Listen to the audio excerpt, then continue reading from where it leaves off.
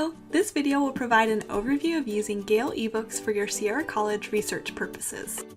This database provides access to encyclopedia entries and reference fact books to give a substantial overview and historical context on a variety of topics. Let's navigate to Gale eBooks from the library's homepage. Hover over the Research Tools menu and select Gale eBooks from the drop-down menu. I'm going to start with the basic search for Lunar New Year. Notice that within my search results, I will see the title of the encyclopedia entry and the encyclopedia it's sourced from underneath. Click on the title of the entry to access the full text. The entries may include photos or charts, which may be helpful to your research. Notice that at the top of the screen, you will find tools to help you during the research process. The citation tool helps you to easily cite the source you found within Gale eBooks. I can also use these quick tools to export my citation to Google Drive or OneDrive.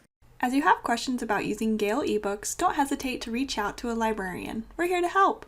Contact us through our Ask a Librarian service. Thanks for watching.